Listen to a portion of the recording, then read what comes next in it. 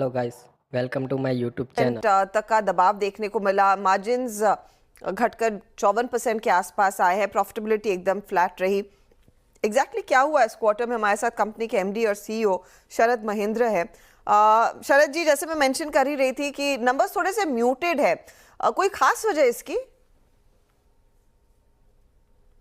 इसमें अगर हम ये देखें कि ये एक रेगुलेटेड बिजनेस है और जैसा हमने देखा कि हमारा जनरेशन ग्रोथ है 14% का एज कंपेयर टू जो कंट्री में हमने विटनेस किया है 5.8% का ग्रोथ।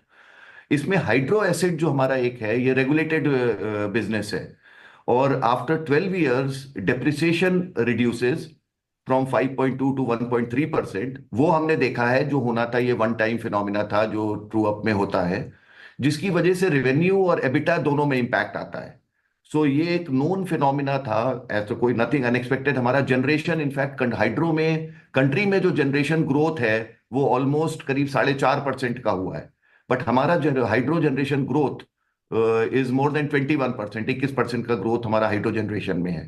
तो ये एक it is only because of the regulated asset और जो इसमें 12-13 ईयर से चेंज इन डेप्रिसिएशन था जिसका impact revenue as well as EBITDA दोनों पे आता है।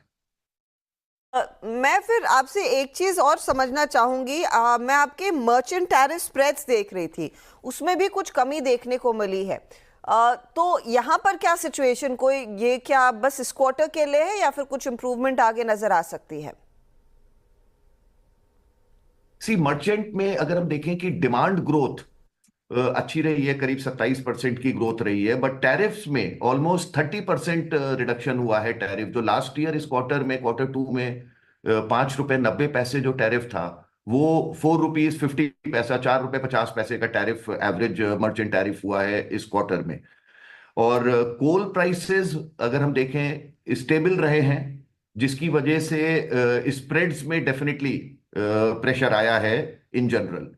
बट एक फिनोमिना ये देखना होगा कि लास्ट ईयर हमारे केस में इम्पैक्ट लिमिटेड रहा है, इतना बड़ा इम्पैक्ट नहीं रहा है, क्योंकि हमारा कुछ पोर्शन डोमेस्टिक कोल लिंक्ड जो प्लांट हमारा इंड भारत का जो यूनिट 1 लास्ट ईयर नहीं था इस समय पे, वो कमीशन हो गया था, तो उसने जो हमको डोमेस्टिक कोल पे स्प्रेड दिया, तो उसकी वजह से जो हमारा स्प्रेड है वो as compared to what has been witnessed by industry उसके कंपैरिजन में बेटर रहा है।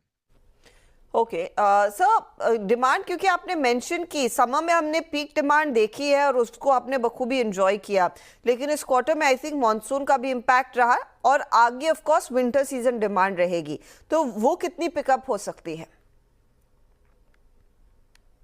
देखिए इस बार हमको Q2 एक लास्ट ईयर से जब हम कंपेयर करते हैं क्वार्टर